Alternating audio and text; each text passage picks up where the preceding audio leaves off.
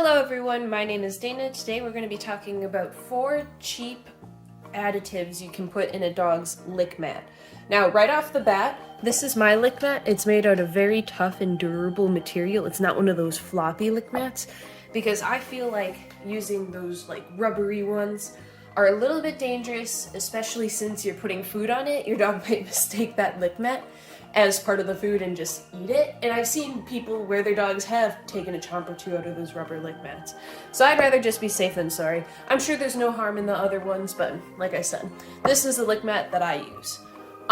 So starting off, you can never go wrong with peanut butter. Make sure there's no xylitol in it. And you can just go with that. Just peanut butter, and you never can go wrong with peanut butter.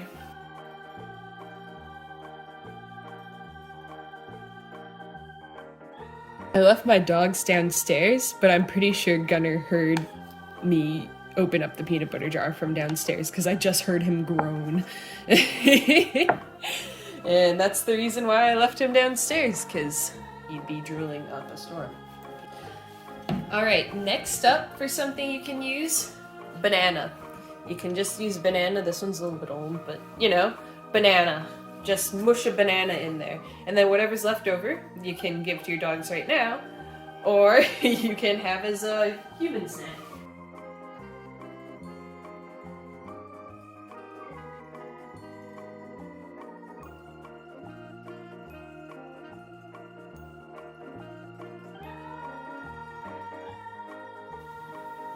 There we go. This is going to be my human snack. Alright, the next two are going to be considerably much more gross. Kibble, just use kibble and water. And then you mush it up. This kibble is not ready yet. It needs to be mushier than that. But, while we wait for that one to be ready, salmon oil. Now, salmon oil in of itself is not cheap, but you just put the salmon oil with water, and you use like maybe half a squirt of this. Like not even, just something to give a little bit more flavor to the water, and that's really all you need. My goodness, hairs everywhere. And since it's oil, it's obviously not gonna mix. That just doesn't do that. But if you just give it a little twirly twirl, it'll hopefully separate into extra bubbles and not just one large bubble of oil. I just realized that's probably gonna sound horrendous for the audio. But then you just pour it into the cubes. And then, ideally, you'll have a little bit more interesting water as opposed to just putting water in there. And then if there's any left over, you can put it in with the kibble that's marinating.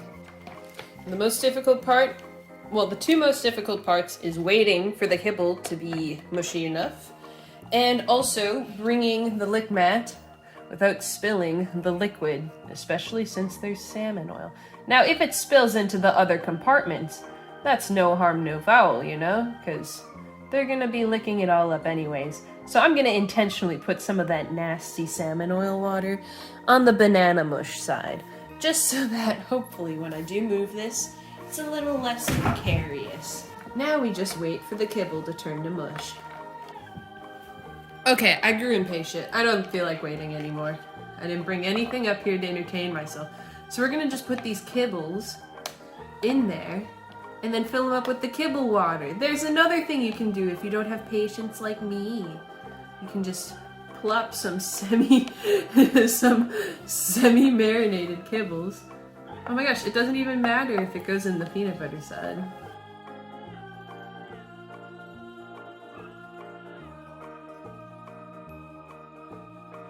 And at the end of the day, if it doesn't look beautiful, or if it's not perfect, who cares? Your dog doesn't. It doesn't care what it looks like, it just cares that it tastes good. So, ignore all those people online who are like, oh, look at this gorgeous lick mat that I made for my dog. Like, wowee. Your dog doesn't care what it looks like. Yeah, it probably still tastes good to the dog because dogs are dumb. And they don't care if it's all mixed together or if it's like mush. They eat poop, for goodness sake. Like, they do not care about flavor, honestly.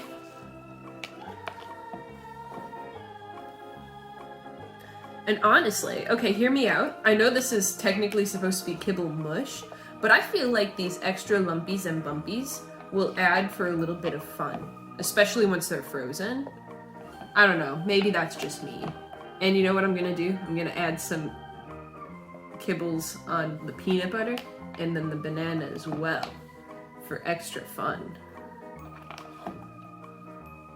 Also, if anyone's curious, this is Diamond Naturals All Walks of Life kibble. This is the kibble that my puppy was raised with, and I recently had switched to it before I even got my puppy because I used to have Gunner on Purina something. Purina 1 beef formula, and then they discontinued it or something. I'm not exactly sure what went down, but I couldn't find it in stores anymore, so I was like, okay, what the heck? And then I switched him over to Purina 1, the chicken kind. That did not go over well. Gunner immediately got an ear infection, so I was like, oh, okay. So I did some research, and it was between Victor and Diamond Naturals, and then the breeder was like, oh, just so you know, I have the puppies on Diamond Naturals All Walks of Life, and I was like, okay, it's decided, Diamond Naturals it is. And I've had nothing but good experiences with Diamond Naturals. I do like to supplement Gunner's food, but I feel like Ammo's a bit too young to start supplementing. She has a sensitive tummy. Every now and then I'll put like some Baltic sprat and stuff with her meals, but it's not like I'm going crazy. But what I do want to do is, once we are more active and it's the summertime, is Diamond makes like high energy formulas and like maintenance formulas and like active dog, like they have different protein foods and stuff. So I'd like to add the more protein based foods but mix them in with my Diamond Naturals All Walks of Life and supplement with like different kibbles even too. I don't know, I feel like that would be fun. You know, I really eyeballed this thinking that I would have like so much left over, but here we are. Whatever. Like I said, the dogs literally do not care what it looks like. And I don't think that they'll complain if there's a little bit extra left over. Now I will say, Gunner is an idiot, so he doesn't get lick mat time as much as Ammo does, because Ammo's not as much of an idiot. Or maybe she's more of an idiot because she listens to me better.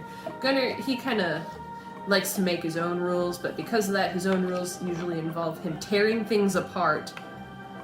So, I don't give him the opportunity to tear things apart, but that means I have to like directly supervise him when he has a lick mat, which the whole point of a lick mat is them to do it in their own spare time so that they have something to focus on while I'm like working on something. And that really defeats the purpose of a lick mat if I have to be watching while they're using it, you know? But, you know, it's, like I said, it's all in fun. I don't like to over-enrich my dogs either. So, that's another thing to watch out for. Enriching your dogs is good, but if you have a busier day with them, they probably don't need the lick mat.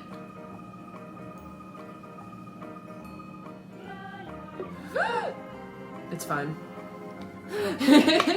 Alright, I'd say this is pretty good for a lick mat. I feel like this is going to be for Ammo because I am in the process of working on something big, but because of that, there's times where she just has to relax for a little while, and this will give her something fun to do one of those days.